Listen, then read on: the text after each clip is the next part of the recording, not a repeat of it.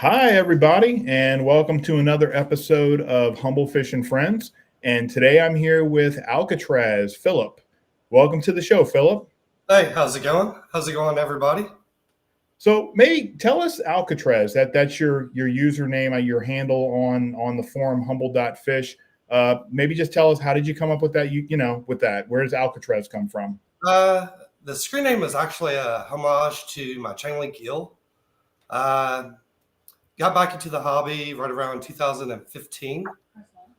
Uh, when I came back in, I wanted an eel for some reason. Just found them fascinating. They're interesting creatures. And I've always gone by Duke for life, being a huge Duke University basketball fan. And I was like, okay, it's time to change that up going since I've come over here. Okay. And now that I don't have the eel, it's kind of, hey, look, it still carries me on in a way. Right. So you went by Duke for life when you lived in Kentucky, and now where you live now, you decided, let's change it up. Let's go by Alcatraz, which was the name of your eel. Yeah, let's keep it. Let's go back. Let's get away. If you look me up on Reef Central or even Reef to Reef. I hate to say that forum name, Right. but you found me as Duke for life on there.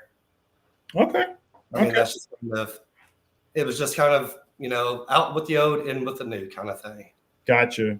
So that's like a little bit of a backstory there. So, tell us about yourself. Tell us whatever you want to share. Tell us how you got into the hobby.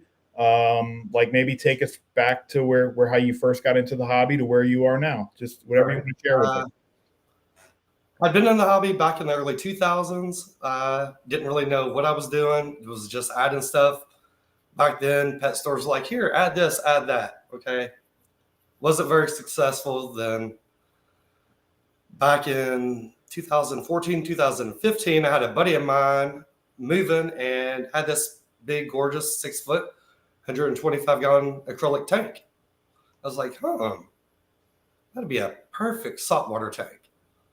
And I hadn't kept an eel before, so I got on Reef Central, started interacting with Eat Breakfast and a few of those others on there. Settled on a chain link because they go pretty well with smaller fish. They're not as aggressive as some of these others. And that led me into keeping wrasses, which I'm big on. Firefish, I love a matted foulfish. And that's where we are with that. Okay. And you're kind of like now more, I know you're more into, like, we'll talk more about this later, but you've transitioned more from saltwater now into freshwater. And I know you breed guppies. That was by accident. Didn't realize, once a female gets pregnant the first time with guppies, they can store some sperm and keep on having babies later on, no matter if the male's around or not. Yes. Yeah. It's a never ending thing. Yeah. That all it takes is that one time for a male to be around that female with them, and it's over. Yeah, my wife heard that in the background. She's like, "Really?" I'm like, "Yeah, that's how it works. That's why guppies are always having babies, basically. Always babies. We've got so many. I don't know what to do with them. Gotcha. I'm about to probably set up another tank just to start to separate them. Gotcha. Okay. Well, and we'll talk a little bit more about that later. The transition to freshwater and everything. So a couple of things about you. And we're going to get into the Secret Santa thing, but on Humble.fish, you are the person who coordinates and organizes the photo of the month and tank of the month contest. So we want to thank you for doing that, for organizing that. For those of you who don't know, we have both a photo and tank of the month contest that we do on Humble.fish, and in the winner receives like a gift card to usually one of our vendors. I think this month is a $50 gift card to Fish Hotel and a $50 gift card to Everything Aquatic. So we want to thank them for sponsoring the photo contest, and thank you, Phillip, for coordinating. But you also have a RAS Facebook group. I think it's like the biggest RAS Facebook group on Facebook. Tell us about that and tell us how you got into RAS. The group. Basically, as you know, me and you met on the site we've already mentioned once. I'm not going to mention it again. Once things went south there, I decided I was kind of done with forums for a little bit. But a group of us had moved over to Facebook and were interacting and connecting. And on there, you've got groups for all these other things. I was like, well, I don't see one just for wrasses. Saw one something for tangs. You got them for groupers. You got them for eels. Everything but wrasses. Mm-hmm. And so at that point, I had contacted a couple of people, said, hey, look, I'm thinking about doing this. I can't do it without you because, well, I've got some knowledge. I didn't have the knowledge that some of these others, such as Evolve, TJ, and Kai has, you know. Right. And I felt like if I was going to do a group, I needed some help there. And so we started the group, and I don't know. I know we're up over 2,000 members. You've got people from just about every continent, so many countries, so many interest levels in various things. And there's a lot of people with a lot of expertise. Okay. TJ Eat Breakfast has come on to help kind of moderate and to be an admin on there. Luckily, he's kind of stepped in, volunteered. Couldn't done it without him. I wouldn't be where I am without the hobby, without him and guys like Hunter as well. Right. You know, they eat and sleep this stuff, you know. And I'm just sort of like, okay, I can help out still, but you still need the others. Right. Right. Because they've just been doing it for so long and have, I think TJ, for example, I think he works for a fish store. He's, yeah. So, I mean, he's, you know, that he's constantly exposed to fish behavior. So he's on your RAS Facebook group. So it's a good place to go for people that have RAS specific questions if they want to know about compatibility, or, you know, a lot of times. I mean, you've got Kyle Lemon, what he's gone by, fantastic person. You know, he's kind of rewrote a lot of the RASes. The poster behind me is actually on one of his pages that he sells pictures and whatnot on. And, you know, fortunate enough to talk to him. A lot of these guys, people kind of, I think, are hesitant to talk to him. For me, I'm always somebody that if I've got a question, I'm going to ask you. I don't hesitate. You know, what's the worst you're going to tell me? No, or cut me off? Okay. Right. I'll just move on. Yeah, and RASes are difficult. I mean, it's difficult to know what you can mix, which RASes you can mix together. It's difficult to know sometimes, especially when you get a new specimen, what it will eat.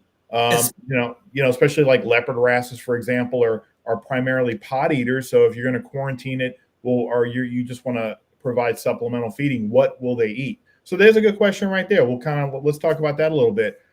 For some of these RASes that are difficult to get eating in captivity because they're used to eating live copepods in the wild, what are some good foods that, you know, people listening can use to get them to eat aquarium foods?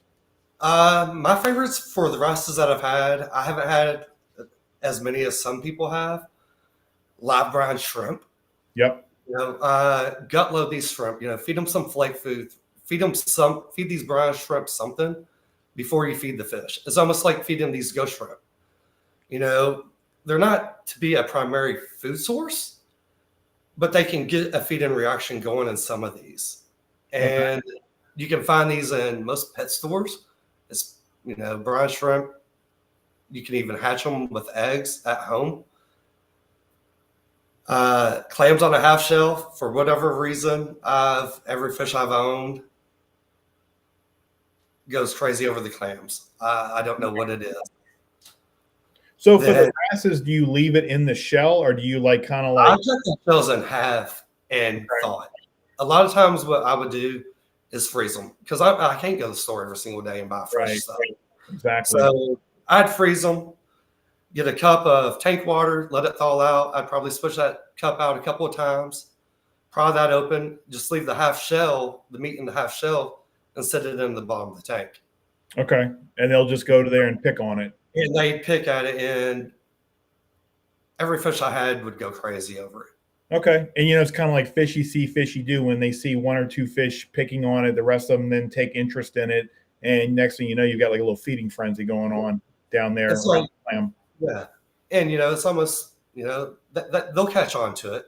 And you can also buy pods. I mean, you may not have that pod population, but you can always buy some, at least to supplement what you need for the time being. Right, right. I don't think people realize that, especially like these observation tanks. Go buy some, just for the time being. Yeah. This isn't a full-time thing. This is just a temporary moment. Right. Just to kind of get them eating something. And then that way, hopefully they then transition to other more easily accessible foods. Yeah. Because a lot of times, I mean, once they get going, you'll be like, oh, they're eating this, they're eating that. I had wrasses that would go after the nori sheets. Yeah. It's kind of pick and choose, and what they eat today, they may not eat tomorrow even. Right. Yeah, they can be a little finicky. I've had the best luck with new wrasses, baby brine shrimp actually. Go ahead and hatch them yourself, and before they actually become adults, baby brine shrimp works. There's actually a frozen food called calanus, which is it's just frozen pods that they'll sometimes eat. And then of course, you can always try things like, mysis shrimp. Sometimes they'll eat sometimes even like live blackworms. Surprisingly, every now and then I run across a wrasse that would eat like pellets before anything else. You would think that would be kind of down on the list, but every now and then you run across a wrasse that, you have a pellet floating at the top of the water and they just will strike at that and try to eat that, the smaller pellets before anything else. So yeah, like if they try something and they like it, they're liable to go right back to it. Exactly. Yep. And it makes it easier to transition to other foods. Yeah. And not all foods are made the same. I mean, they may not like this pellet, but they might like this. Or, I found that way whenever I was using LRS, they like certain things better than others for whatever reason. Yep. LRS, or was that other one? Like Rod's food. It's really good because it's kind of a mixture of all these different types of food. And there's a good chance that the fish is going to find something in there that it likes. Yes. Especially because a lot of, we're not keeping just one species. We're not just keeping one. You've got a whole variety, and all of them, they're used to different things in the water columns and whatnot. Exactly. So what would you say for people listening that are now interested in keeping a wrasse, but they're a little intimidated because it's a wrasse? What would be some good wrasses that would be good for beginners? First of all, make sure you have a top. Yep. No matter what wrasse, secure fitting lid is a must because it's often not if, but when they're going to jump. Yep. We see a lot of injuries because of that. We've seen don't know what to do about it. It's just what wrasses kind of do. It's kind of how I see it. But as far as beginner wrasses, it's going to be kind of dependent on tank size. Mm-hmm. My favorite are flashers. Okay. I would recommend any wrasse. Like I said, I had a 6 foot, 125. So my flasher would start on one side of that 6 foot full out dart, then go up flaring. Mm-hmm. Just the most. They're just kind of they're beautiful with how they are. Yeah, how they flash on each other and other fish and everything. Definitely. Now, probably the more hardier wrasses are going to be your halicories. Yes. They seem to be a little bit hardier than the flashers or the fairies, which are a little bit more colorful. But they still have their own personality. I mean, it'd be hard to say. You just got to kind of find what you like. Okay. And tank size. Tank size to me is the biggest thing. So what would be, let's go at like flasher wrasses and halicories, like we'll say like a Melanaris wrasse or a yellow chorus wrasse. I know those are two of the more hardier species of that genus. What would you say would be a minimum tank size for those wrasses? I like 4 foot and bigger. I think a wrasse needs some run over. Now, if you were to come to me and said, Phil, I'm thinking about this 4-footer or this 8-footer, something bigger, the more running room, the better. Okay. I mean, you got to realize these guys have so much running room out there in that ocean. Right. And we're confining them to this little part. And I've always kind of wondered, is that part of the reason why these wrasses jump? They're so much used to having all this space. They got that speed and, they're not hitting very much, Right. So would you say like a 4-foot, like a 75-gallon would be a good minimum? 75 gallons plus, preferably. Okay. Okay. Yeah, that sounds. And with that, you could house most of your fairies. You could house most of your halicories and even leopards. Okay. It's not going to stop it. You've got your possum wrasses that are good for your smaller tanks, like a 20-gallon, 20, 30 gallons. They're just a little bit more, they don't come out as much. Right. Right. They're more reclusive. More reclusive. I know a wrasse I've always loved is a mystery wrasse, which I know it's the same genus as a 6-line, but they're so aggressive. They get so they have a tendency as they get large to get so mean, especially with other wrasses, And that's what kind of almost what you'll see in some of these other wrasses is that the prettier they are, the meaner they are. I mean, yeah. Even with the fairies, if you look at like the Scots, some of the colors on some of the Scots I've seen are just stunning, but you put them in with another, try to do it, mix them with like an exquisite or a pink margin or whatever, and they'll probably kill them. Right. So the bottom line is you need to really do your homework, do some research, maybe come. Do your homework. Yeah, do your homework. You've got Hunter, Evolved, you've got Eat Breakfast, TJ. They're both on the forum as well as in the group. There's nobody better. Right. Really. So you can basically say, hey, look, this is what I'm interested in adding to my aquarium. And you can give, your stats, this is what size aquarium I have. And you can say, hey, is this a good fit or not? Or should I do it? So what are some wrasses that beginners should just avoid? Like, don't just it's not working. Anything with a line in its name. They always 6-line, your 8-line, the mystery, Okay. They always turn aggressive at some point. And like a 6-line, they're not that big. So once you get them in a tank, they're going to be hard to get out if you got to catch them. Yep. Yeah. And to me, I'm one of those people that I don't want to have to rehome. Once it's in there, that hassle's not worth it to me. I got you. Now, if it's going to be the only wrasse, go ahead. Absolutely add a mystery. Or a 6-line if you're trying to get rid of some of these pests that they tend to go after. I got you. But that's like basically you're saying that's one and done. Like you add that wrasse, don't add any other wrasses. Don't add no other wrasses. Okay. Some people have had success for a little bit, but there again, it's not if, but when with them. Right. Would you recommend that maybe beginners avoid like leopards and other wrasses that are more like? Well, leopards are okay, but like everybody is kind of worried about them with the feed them in like quarantine. But there again, we just talked about you can supplement that. Okay. The main thing is not to have a lot of other fish that's going to be competing for their food in your display tank.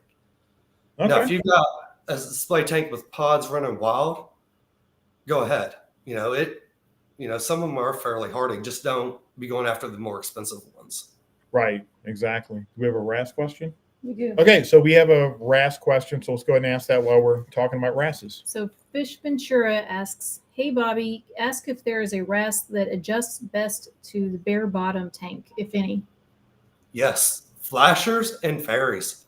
They don't burrow in the sand. The only ones you got to worry about, really, out of the main ones that are kept within the hobby that are commonly seen, are your halicories and your leopards. Those are your sand burrowers. The other two are form a mucus cocoon to sleep in at night. Okay. So flashers and fairy wrasses are good for like a bare bottom tank. So bare bottom tank. So, but for wrasses that do need sand, what kind of sand do you recommend is good for burrowing? So, for that type of wrasse. Something not too coarse, but also not too fine. I had a middle grade in my tank. I don't remember the millimeters. It was a Fiji pink. Yep. I'm familiar with that. It's like a 2 millimeter or something like that. I think. It wasn't. Like I said, it was kind of in between, and never had an issue. Okay. And there again, I also had it because of the eel. The eel did great in it too. Okay. Awesome. So what I'll do, but also, like, if you have a bare bottom, just because you have a bare bottom tank doesn't mean you can't keep a leopard. You could always put a small container of sand if you wanted to. right. You know, you could put that container out of sight behind some rocks. You can always find a way to incorporate it. Right. And that's also useful for quarantining. If you're going to quarantine a wrasse that needs sand, it's really good to put. I usually tell people to take like a glass Sterilite container because glass doesn't absorb medications. Put that in the quarantine tank, put some sand in there so the wrasse can burrow at night to just kind of, you know, help with the stress. They're already stressed out being in quarantine, but that helps with the stress levels. So you can do the same thing in your DT environment. Yeah, I mean, you know, don't let that stop you. I mean, right. Okay. All right. Do we have? Oh, Well, what about the yellow chorus wrasse? yellow chorus wrasse would need sand because it's the Halichorus. Am I saying that right? Yeah. Yeah. Any wrasse that's in that genus is going to need sand for burrowing. So I guess it was somebody asked a question on the live stream. But yeah. If you're watching this, you got a question, keep the questions coming. We'll stay up all night answering your questions if you want. My wife's like, no, we're going to bed. Okay.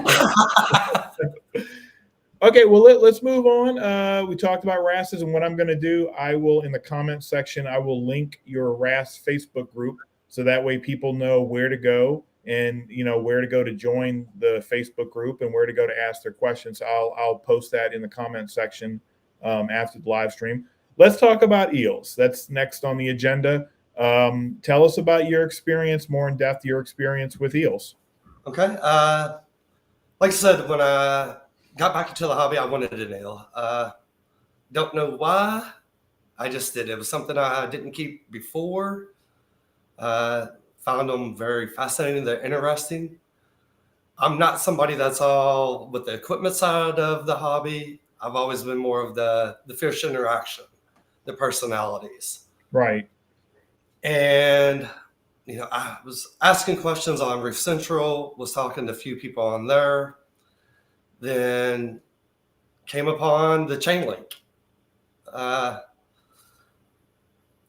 Figured out, you know, they were probably best suited for what my size tank was. I was looking at zebras at the time just because I knew they were pretty fish friendly. I wanted fish. I didn't want just one of these big aggressive eels, but I wanted to be able to keep other things. And so then I looked at snowflakes, but there again, I had heard people go, well, my snowflake all of a sudden started killing my fish. Yeah, they will. I've had them. I was like, okay. And the more I started to keep asking people, talking to people, I zeroed in on the chain link. Had the eel he was about the size of a pencil, a little bit bigger. He was close to 2 foot when I lost him. Oh. So, yeah. But they're fascinating. I don't think people give them enough credit for how they can be. You know, it was like every time I would go up to my tank, he'd be there to greet me. Right. So a very personable fish. Yes. You know, just like I found them to be like my wrasses or my foulfish. You know, they were front and center. You know,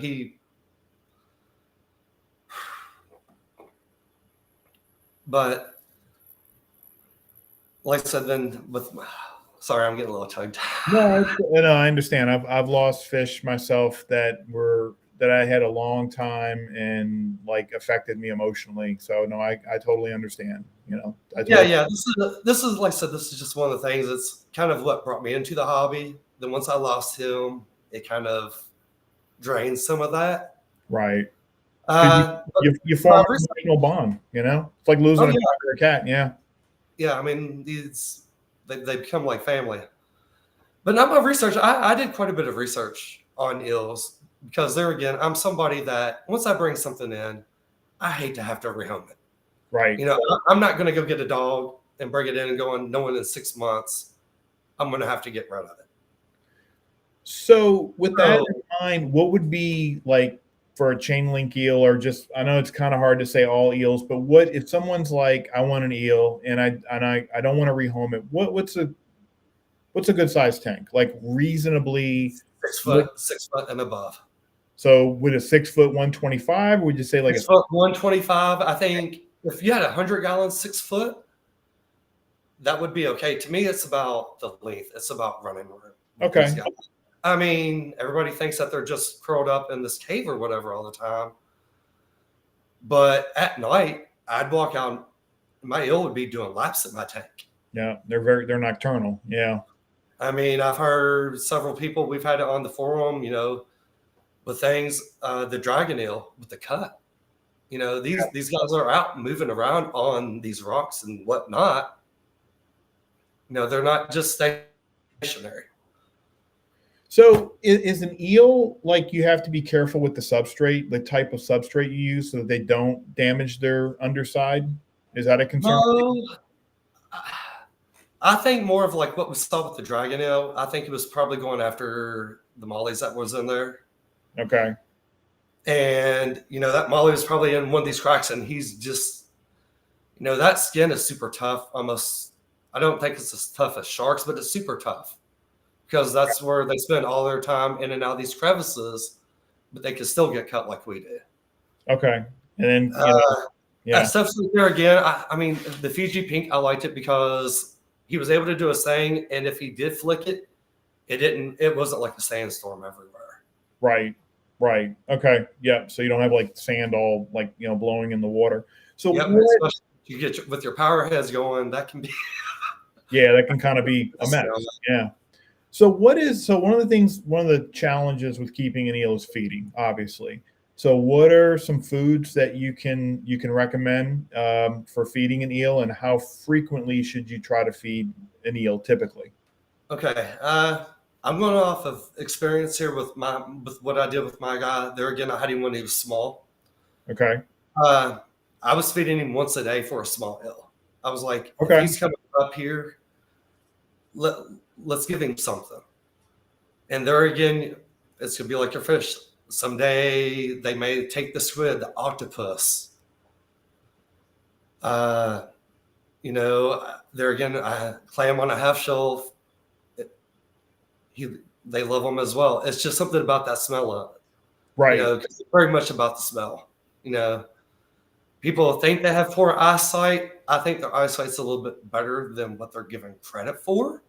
Okay. But they're still relying on that sense of smell to home in on that meal. So squid, octopus, clams. You could try there again if you've got something that's being finicky. Go to a live food. Okay. Like there again, go shrimp. Okay. You could go to some feeder mollies. I'm not big on the feeder fish as much, just because they're a freshwater fish and they're not going to provide the same nutritional value that you'd get elsewhere. Okay. So if you have a larger eel, how do you target feed it without getting bit? I know I've seen people with these little sticks or whatever, where they put the food on it and they kind of dangle it in front of the eel so the eel can eat it. And, you don't chance your finger getting bit, with a larger eel. The stick, or even the little grabbers that you see people use to pick up like trash or whatever. Right. Little tongs. Yeah. Little tongs. Okay. Because you got to realize that eel, even though he's going on that scent, they're going to strike pretty close to where they are, but they do miss. Right. I mean, especially with some of these bigger eels, I wouldn't want my hand nowhere near them. Right. Yeah. It can be a painful bite. I had been bitten by my chain link a few times, and I'm like, yeah, something bigger wouldn't have been fun at all. Yep. Yeah. We had a client one time that had a large snowflake, like almost 2 foot. And, I would do maintenance, and normally the eel would just you would stay, far away from me. But one time I'm cleaning the glass, it came around the corner, bit me right on the hand. So yeah, it's painful. Yeah. And that's something people forget. I've seen several people being bit. don't put your hands in when you typically feed. Anytime right around when you're feeding, or even a few hours after, I try to avoid, because there's still that scent. You don't want to take that chance with these guys. Right. I mean, they're sensing that movement, and all it takes is that one time, and you've got a pretty nasty little wound. Yeah, they can do some damage. So you said that when your eel was small, you fed them daily. Did you find as the eel grew, got bigger, that the eel wanted to eat less? Because some people say they only feed them once a week, and eels can actually go a No. while without eating. Like I said, what I noticed with him, he'd give me a sign. He'd come up out of his tube and open his mouth. Give me this, what I call the eel He feeding he response. trained you when he wanted to eat. Pretty much. I mean, isn't that what they do? Yeah. And so, we started there every day. Then it got back to, I think, every 3 days. Okay. Then it was like every 5 or 6. Okay. Now it is common. He did go on a couple of feed-in strikes, like when we moved. He went on a couple of week feed-in strike on me. Feed-in strikes with these guys are very common. Something could be out of place. Something could get moved in the tank. Eventually, they'll come around unless it's severe. Typically a month. If they haven't eaten in a month, I'm starting to wonder what's wrong. Okay.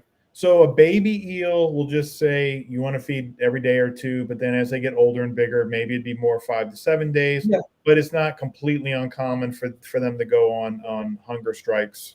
Exactly. Yeah. I mean, because you got to kind of look at it, especially if you've got a juvenile. It's like with any other juvenile animal, they need more nutrition at first because they're growing.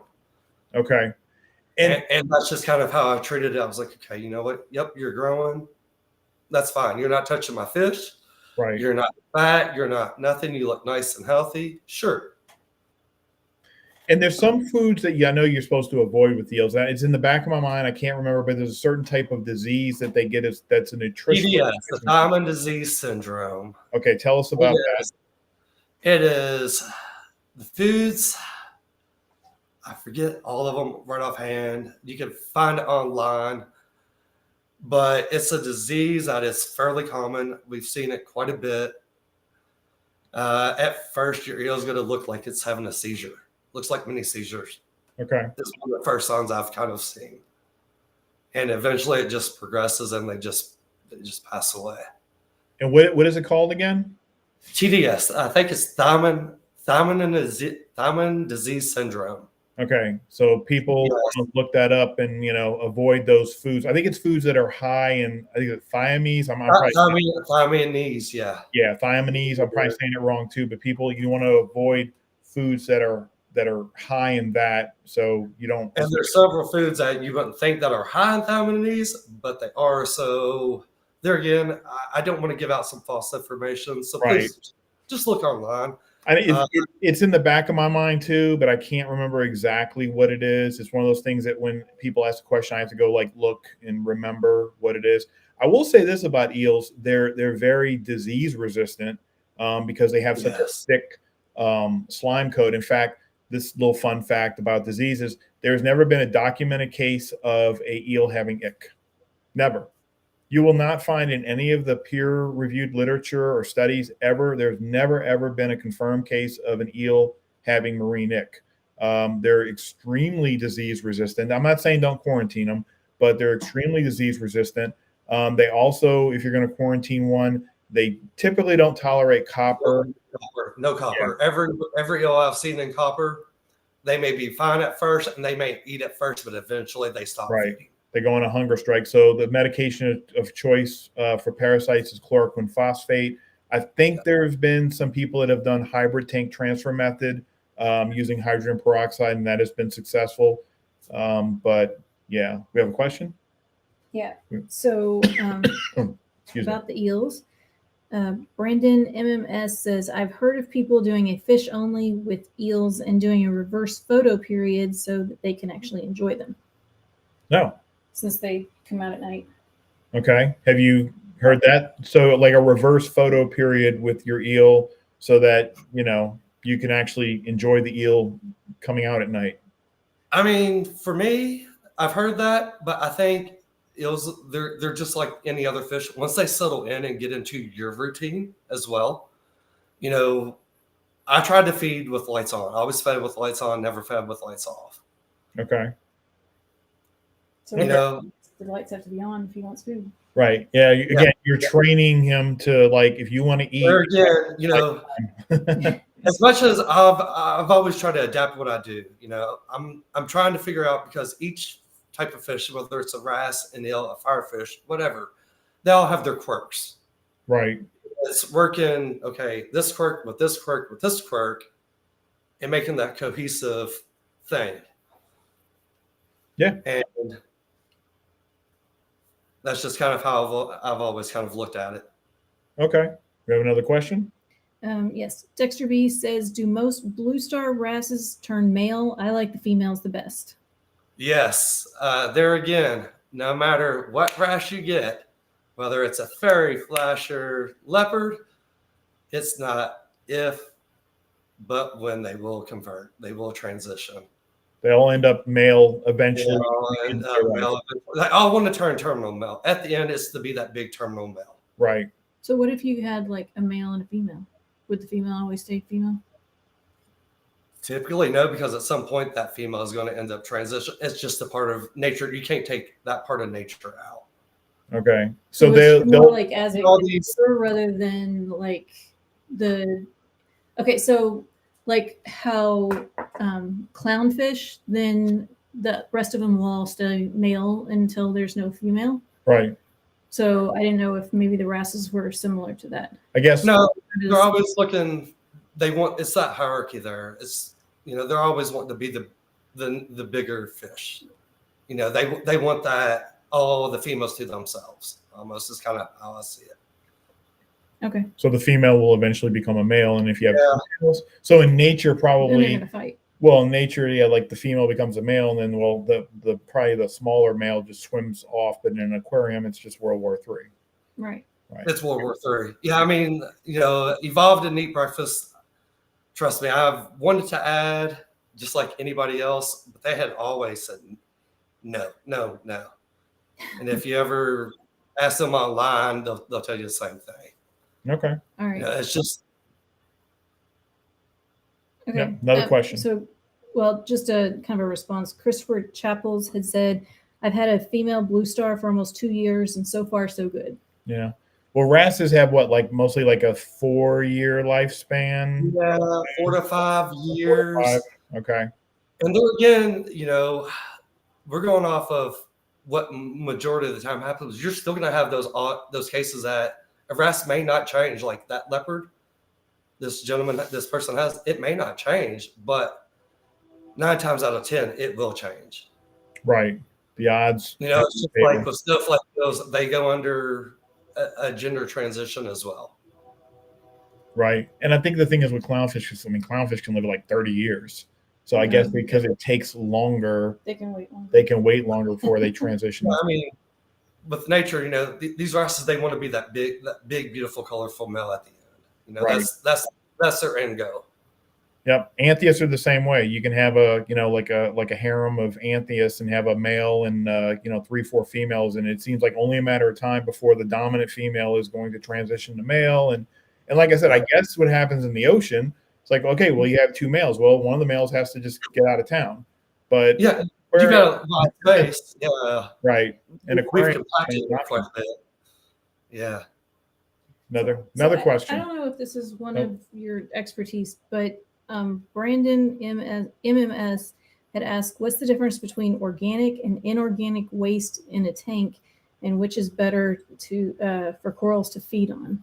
I don't know if that was just a random fish question, or like Not the guy who asked it on that. That I would recommend going on the forum and asking that, because I don't have a real firm grasp of organic that. versus inorganic. Yeah, waste, that's kind of like I've been seeing that discussion happening lately, organic versus inorganic. But unfortunately, Brandon, I don't have that expertise. I don't want to give you bad information. Yeah. I wasn't going to ask, but then I figured maybe I just didn't catch it, and he's actually an inorganic waste expert. Right. So Neither one of us, I don't think, are. Yeah. Okay. Okay, well, let's move on. We're at 7:40. Let's move on to our next topic, which is so what it's been like to transition from the saltwater to freshwater side of our hobby.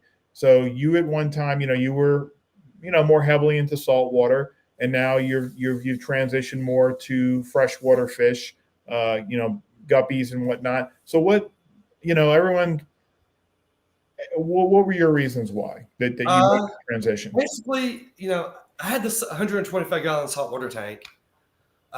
When I lived in Louisville, I had it pretty much almost really where I was pretty happy with it.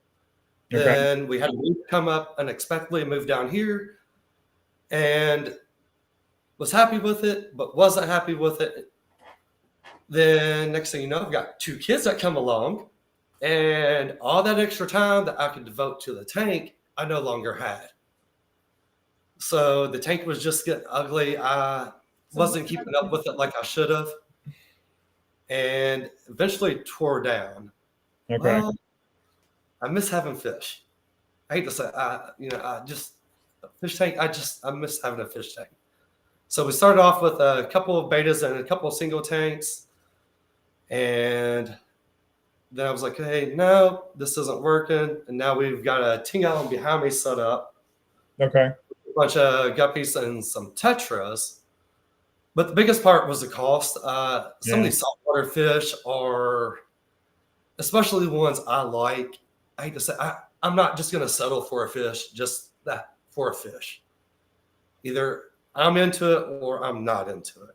Right. And I just couldn't justify the cost or the time anymore. My tank, it was ugly. I hated looking at it. Right. I was like, okay, my eels passed away. I'm not putting the time into it. And so I had given away a few of the fish I had left. Like I said, now having a freshwater tank, a whole lot less time consuming with maintenance. Right. I'm not sitting here testing for this, that, or whatever. Yeah, and I don't, that's becoming a thing. I know we've been talking about this more on the forum, but it does, and maybe it's not, or maybe it's a temporary thing, but it almost kind of seems like maybe the saltwater side of the hobby is on a little bit of a slide right now, a little bit of a decline, and maybe some people are transitioning more to freshwater. I mean, it's less demanding of your. I mean, saltwater aquarium, not only being a huge investment, it consumes a lot of your time. Yes. Where freshwater aquarium is more affordable. You can sometimes just put it on autopilot for days at a time and not have to worry about it. So it is becoming an alternative for some people. And right now we're kind of in that weird place where we don't know, is it really a thing? Is it really that the saltwater side of the hobby is on a decline right now? Or is it just a temporary thing and it will bounce back? Or we don't really know right now.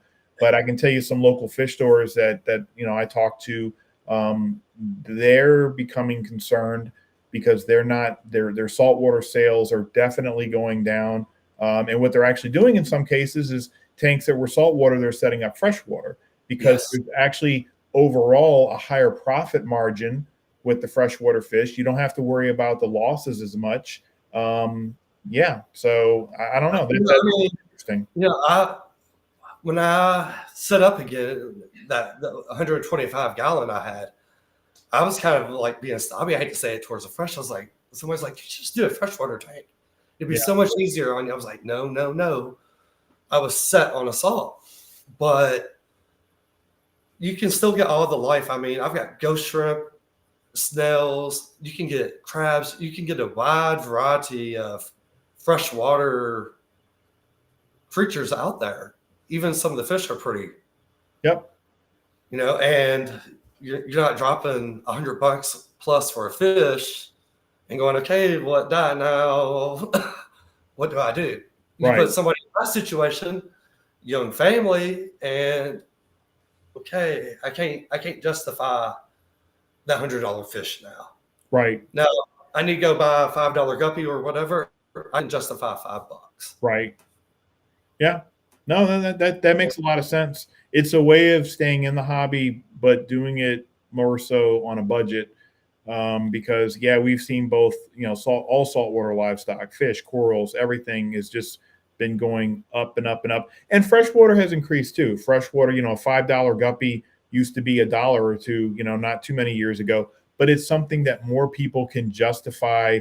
Like, okay, I can go into a fish store and spend for $20 or $30 or $40 and get multiple fish and come away with multiple fish. Where what can I buy nowadays in the saltwater side for 20, 30, $40? Not much. Exactly. And it's like the planet tanks. I mean, the planet tanks are beautiful. I don't think they get enough credit. That's something that I hope with the forum, that as the forum grows, that we can get a freshwater kind of reservoir bank going, to where if somebody goes, hey, I'm looking for this plant or this plant, well, hey, I've got a bunch. Just like they were doing with the coral reservoir over there. Yeah. There's a reason why, because I've got duckweed and I've got a few things that I can't give away for free around here. Okay. I end up throwing in the trash.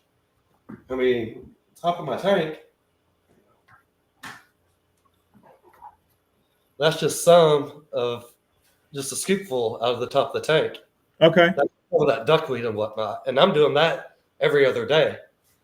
So you guys could be like on the forum, like trading plants to each other. I mean, just shipping them to each other and trading plants and kind of, And plants, there again with plants, if it takes a couple of days, as long as they're moist, they'll be fine. Unlike coral, you have to have them there next day or so.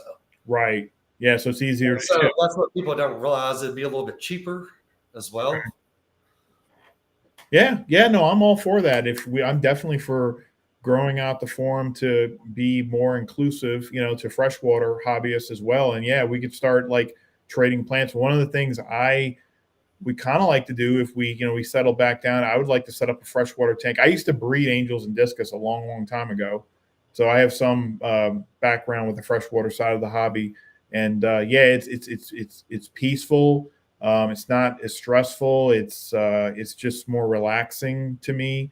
It kind of is like sometimes, and it's like, I don't want to, well, it's like sort of like you sit back and you watch your freshwater tank and you're just like, everything's calm. And sometimes, especially if things are going wrong with your marine aquarium, you're like, okay, what's going wrong now? Why is that fish scratching? Why is that coral not opened all the way? Do I have too much flow? You know what I mean? Yeah. And that's been the best part. I don't have a lot of equipment. I've got a sponge filter. I've got a light on a timer. I took my heater out because my tank pretty much stays with what my house temperature is. Yep. They're pretty inexpensive. They can be as expensive as you want to be, or as inexpensive as you want to be. Right. Because it doesn't take much. Right. And they're easy. It's maintenance free. I mean, I think I told this story on the forum today. So my dad's been out of the saltwater hobby for years now. And he asked me like 2 or 3 years ago, he's like, hey, can you set me up just a 29-gallon freshwater tank? I don't even think I put an under-hour filter in it. I think I just put like an HOB filter in it, some plants and everything. And he just wanted something. So basically he'd go to the pet store and he could buy some tetras and grommies and guppies or whatever and just have a tank again. So I set everything up for him. And I remember like when I first came back 6 months later, I'm like, the filter is barely working because he won't like clean it out. He just like lets the intake is full of algae and stuff. The tank looks gross, but everything's alive. All the fish are doing fine. It took me a few hours to kind of clean all the algae and clean out the filter and get everything looking nice again. But this is kind of how it's been. Every 6 months I go there. All he does is he feeds it and he tops it off.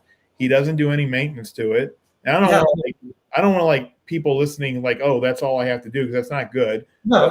You got to still do a few things. Like if you want the plants to grow, you need to add some fertilizer tabs and whatnot.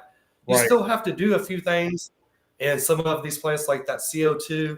So it can get as crazy as the salt side, but it can also be simpler, I think.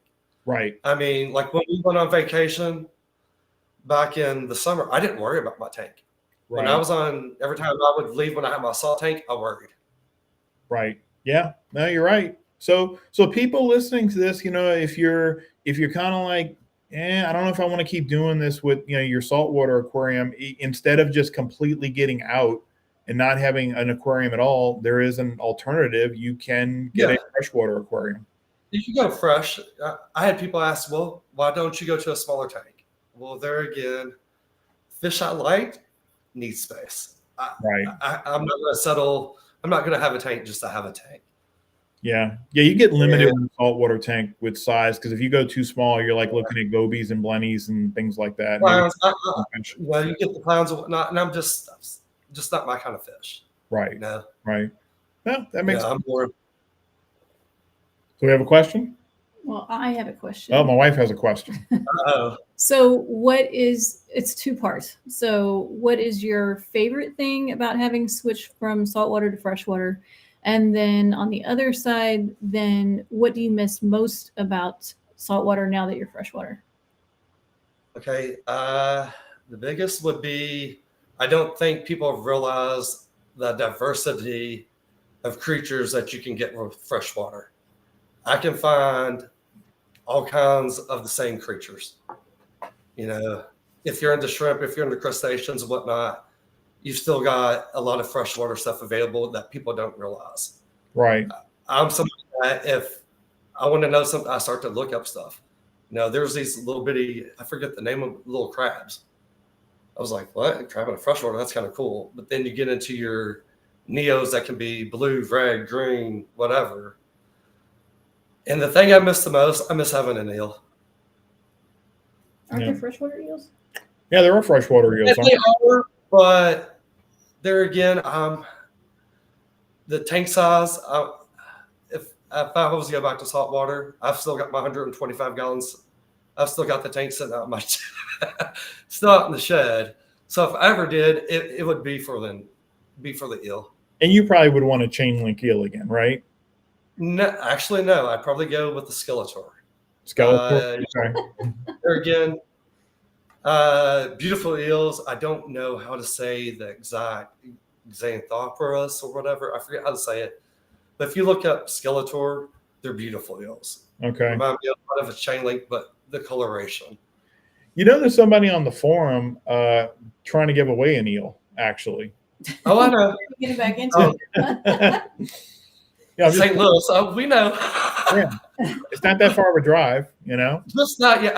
With the time frame, I can't do it right now. I couldn't commit to that. Not having my two kids where they are, with where my life is running the business and all that. It's just the time's not there. Now, if you tempted me with a golden dwarf, I'd be tempted.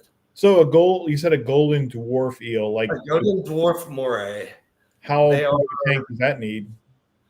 I would probably at least recommend at least 40 gallon. You might be able to go a little bit smaller. So there's an eel for somebody that wants an eel but could do it like in a 40 breeder, we'll say, that's only 3 foot, we'll say? Yes. But how easily you can find them with Hawaii still being closed down? Okay. I'm not sure of. Once Hawaii closed down, I stopped kind of paying attention to if I could find one or not. Yeah, I don't think I've even seen that. So, and I imagine it's incredibly expensive if you did find one. So, yeah. I know there's a couple of other smaller. I know the Gob has mentioned a few other smallers. Okay. But there again, they're fairly pricey as well. Okay. That's good information. Any more questions? Yeah, but it's on a different subject. So are you all wrapped up on that? Well, let's do Secret Santa and then we'll take. That's the question. Oh, well, let's talk about that first, and then can we do the question? No, it is the question. Oh, okay. Well, let's move on. Plan? Alyssa M is asking, what's our plan for Christmas this year? Okay, well, that transition. I was just waiting for you all to wrap up. I didn't want to end it. That transitions right into the next thing we're going to talk about anyway, Secret Santa. So what are our plans for Christmas this year and Secret Santa? So I'll take it away. So Secret Santa this year will be coming back pretty much as we've done last year. There won't be no secret surprises this year like I did last. We're going to keep it fairly simple. Basically, Secret Santa comes down to, I may kind of start this. It's what everybody else, all of you all that participate in it, make of it. When you're communicating, chit-chatting back and forth, that's what makes this even better, because y'all are kind of finding out, and we're not worried about all this sick stuff or whatever. It gives us a break from that. Okay. Now, one of the biggest changes, I'm not gonna put a lot of questions out there at first. I'm gonna give y'all 3 questions to answer, but this year I'm gonna rely on more of y'all to kind of get to know your person some. Okay. Whether that's looking them up on the forum or Elfster. With us using Elfster, one thing I do like about that is that you can ask your person a question anonymously. They won't know who you are. Okay. Let's just back up just a little bit. So let's just assume that someone watching this knows nothing about Secret Santa. So can you just kind of explain, like, what Secret Santa is, like the basics? All right. Basically, the idea came about. I was moving and was used to a club and was like, hey, well, I'm interacting with all these people all the time anyways. So let's have some fun. It's the holiday season coming up. This was right there in October, right about where we are now. Let's have some fun. And it's just a way to break away, like I said, to break away from the serious side and to get to know somebody a little bit differently. We've had people get on here with same interests, same hobbies. You go, oh, this person's into this. Well, I'm kind of into that. Okay. And it's more about having fun and interacting with each other is what it's always been about. So you go on the forum, and you sign up for Secret Santa. I know you're getting ready to launch like the thread about it. You sign up for Secret Santa, and then it's coordinated through Elfster is how you. It's coordinated through Elfster. Elfster. Yep. And then so basically everybody's name gets like kind of thrown into a hat, so to speak, and then you get like basically someone else on the forum. You become their Secret Santa, and then there's someone else in the forum that will be your Secret Santa, and you're basically you're buying a gift for that person. I think, what is it, like under $25 or something like $25 minimum shipping's. Okay. Shipping's not included on that. Okay. I've tried to keep it small to where everybody can participate. I felt like the $25 limit would be about perfect. Right. But then it's not about the gift, it's more about the thought, really. Yeah, about the fun. And like you get on Elfster, and then you basically like ask your person questions, and they ask you questions trying to figure out what you might want for Christmas. Right. And you've also got on Elfster, you can also add, like, say if there's something out there for your tank, like you see a scrubber or this magnet or whatever, you can add that onto a wish list there. Okay. So it can give people some idea if you don't want to take the hassle and you go, okay, well, you could go through there and click. Okay. Because a lot of times they'll have links to where to purchase them as well. Now, if you're adding stuff to your wish list and it's kind of hard to find, add a link if you can, please. It helps somebody out. Some of these things, I don't think we've ever had an issue, but some things can be kind of tricky if the wording's not correctly. Okay. And so basically you sign up, you get linked with a person, and that you become their Secret Santa. You ask questions, you buy them a gift, you mail them the gift. What is the deadline so people know to when to sign up? Like when is the sign? Like what are the deadlines for both signing up and for when you need to ship the gift to the person?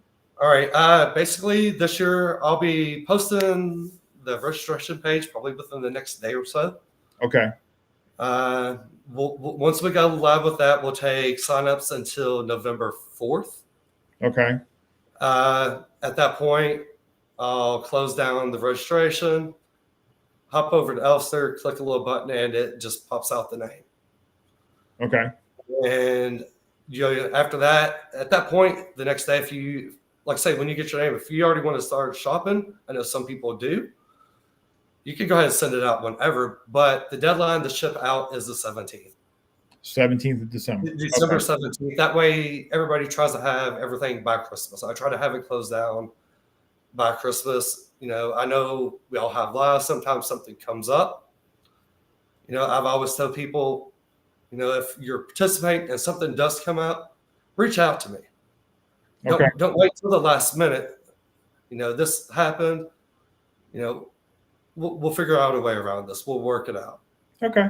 Yeah, because it's all about having fun. It's all about fun. It's, to me, the gift thing is always, it's the secondary. Right. Okay. It's the chit chat and the banner, the camaraderie that happens within. Okay. And what I'll do is when you post the link, I'll also include that in the comment section on the YouTube, so then people, know where to go to join and everything. So, okay. Yeah. And that's coming up pretty soon. So, yeah, we've always had a pretty good time with it. This is our 4th year of doing it on the forum. Yep.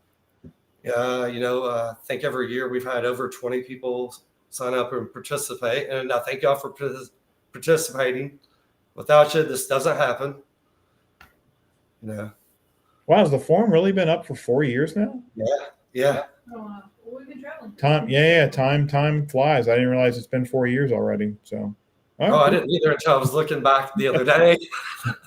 Yeah, to me, it just seems like something we did like in the last year or two. But it's been. My wife's laughing at me. She's like, "Yeah, it's been 4 years." We've been traveling for 2 years. Yeah, we've been traveling we've actually been on a road trip for 2 years now. So I guess I did it back when I was Humblefish Aquatic, so it would be 4 years. Okay.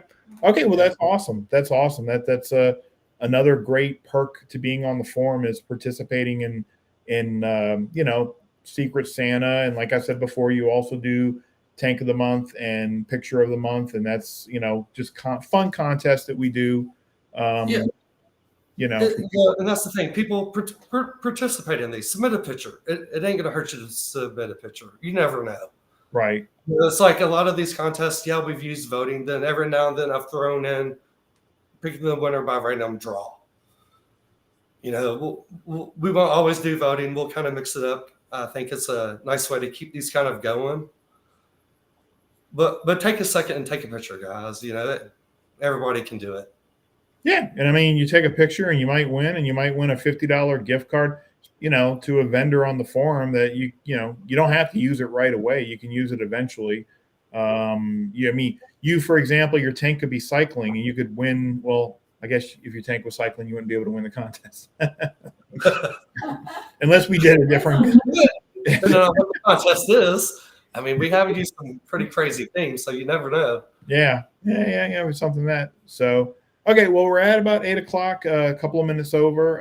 If you have any questions at all for either myself or for Phillip for Alcatraz, please get them in, because we're going to be wrapping this up in the next couple of minutes, unless someone's got any more questions.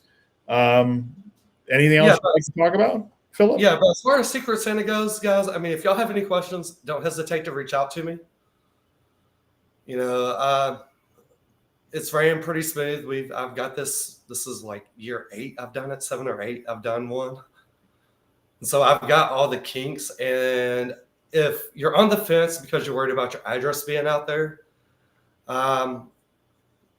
do have some news for you. There is a feature that will allow you to hide your address from everybody except for who's supposed to be sending you something.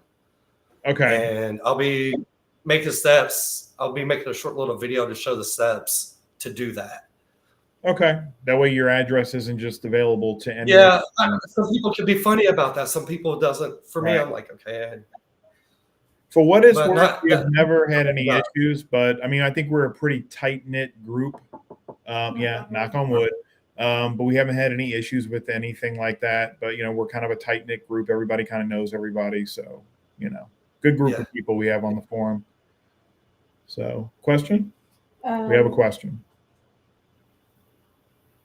Okay. Well, so we got a lot of comments about, like Heather Smith says, I look forward to Secret Santa every year. Fish Ventura sounds like fun. So Dexter B says, appreciate how much Phillip does on the forum. Yes, we do. Secret Santa takes a lot of coordination, and he checks that the gift has arrived, etc. Fish Hotel, thank you for doing the Secret Santa.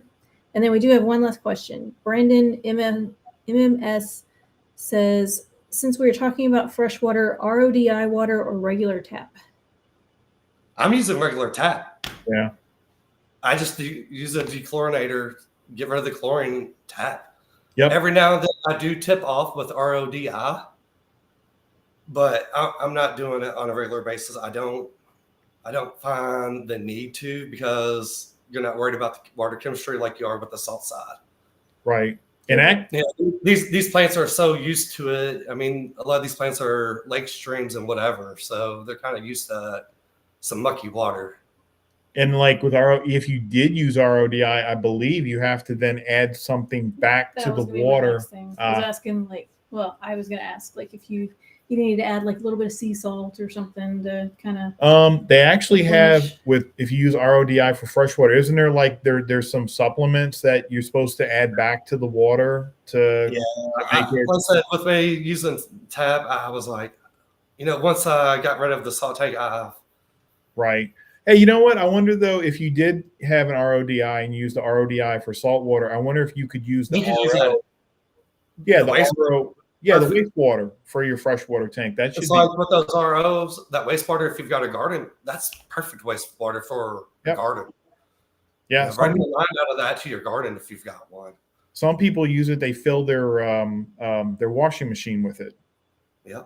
With the wastewater, because it's better probably than the, so I mean it's all kind of, that's a whole different that's a conversation for a different day, but there's all kind of things you can do with RODI wastewater instead of just putting it down the drain if you don't want to waste it. As I've said. Yeah, my wife, because I went through a lot of water with the business, and it's like, what do you do with all the wastewater? I mean, you got to store it. So any other questions? Yeah. So Christopher Chappell's asked, do you have any thoughts on Skeletor versus zebra eel temperament? Looking for a very docile eel for my 200-gallon. There you go. I'm going to go with the zebra for one reason. They're the only thing that they for sure will probably go after will be your crustaceans. I wouldn't put them around crabs or whatever, any crustacean, but your fish they'll primarily leave your fish alone. I've never seen a zebra go after a fish. Skeletor, beautiful, but it can be hit and miss. I mean, it's just like when I took the chain link, I'd heard people say, well, this one did. Then I had other people saying, well, this one didn't. Right. And, even though I ended up with one chain link, I actually had two chain links at one time. I actually had tried to put two in the tank and it just didn't work out. And I could tell that other chain link had a different temperament. So no, I'd go with the zebra. Zebra is much more docile, guaranteed to leave your fish alone. That's a Skeletor eel if you're interested. That's pretty cool looking. Okay. Yeah. Yeah, they're beautiful eels. Yeah, they're beautiful. But you know what? At the end of the day, you're right. Look, an eel, it's a predator. I mean, it is a predator fish. That's what they do in the wild, is they ambush other fish, crustaceans, to eat. So kind of the best you can hope for is to keep it so well fed that it doesn't feel the need to hunt. Right. Right. And there again, it's paying attention to the animal. If you pay attention, it'll let you know when it's hungry, just like your dog does, your cat does. They'll let you know when they're hungry. You just got to get in tune and kind of like, okay, well, this is different.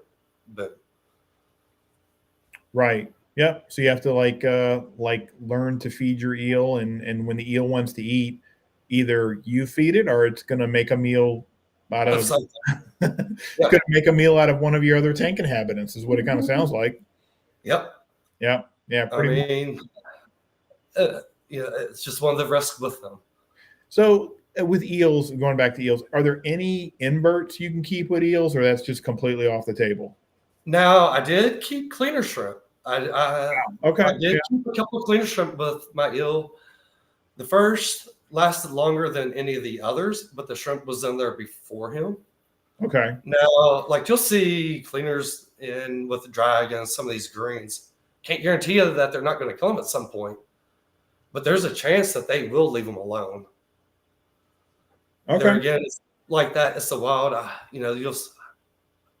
go back to the wildest part of the call the wild thing. You can't take a creature's natural tendencies of what they want to do. Right. Their instincts. Yeah. Yeah. Okay, last question, then we got to go. An eel, like a 2-foot eel versus a mantis shrimp. Who wins that fight? I mean, I was sitting here thinking about. I'm like, well, could you house a mantis shrimp with an eel and kind of keep each other at bay? How would that work? Yeah, well, see, I had looked into mantis shrimp for a little bit because they're fascinating creatures. Mm-hmm. But I don't know.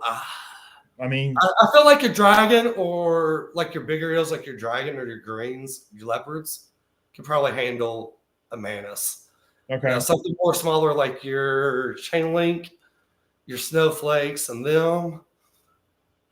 I don't know. I don't know if it didn't kill them, it's going to injure them pretty good. Right. Because they're formidable. I mean, mantis shrimp are very formidable. So I kind of wondered, the little things I think about, like what would happen if an eel, mantis shrimp went at it. But there again, we talk about tendencies. These eels it's in their mindset to catch difficult prey. Right. They're not always going to be coming up on the tail end of whatever they're going after. So it'd be kind of a toss-up. The bigger eels, without a doubt, would probably take them out. But the smaller eels might lose that fight. It'd be a toss-up, yeah. Okay. Well, that's it, everyone. I want to thank you, Phillip, for being my guest. I think this was a really great educational live stream that we've talked about a lot of different topics. Want to remind everybody about the Secret Santa that will be launching shortly on the forum, and I'll post links to all that on the live stream. I want to thank you, Phillip, for coordinating Secret Santa. I want to thank you for, again, organizing Picture Today, Tank of the Day. You also, a lot of times, will do Question of the Day. So you're a huge asset to the forum, and we thank you for everything that you do. Thanks for having me around, and thanks for allowing me to run amok like I do. Yeah, no worries at all. Okay, so we're going to go ahead and wrap this up. We will have another live stream in 2 weeks, October the 17th at 8 p.m. Eastern Time. I will be interviewing YH Sublime. That's the username that he goes by on the forum, YH Sublime. And that will be in 2 weeks, October 17th at 8 p.m. Eastern Time.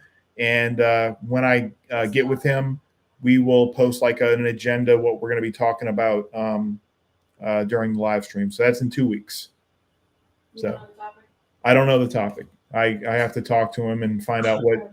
Well, you know what I do basically? Look, what I do is I reach out to my guests and I'm like, what do you want to talk about? And I just let them kind of tell me, like, I did with you, like what they want to talk about. And we come up with 3 or 4 different areas of conversation or areas of interest that they have. And we just, try to spend about 15, 20 minutes on each. And that, by the time you're done with all that, an hour goes by. So that's kind of how we do it. So, but okay, everyone, thank you for watching, and we'll see you in 2 weeks. And thank you, Phillip, and everyone, have a good night. All right, y'all have a good night. Thank you. Bye-bye.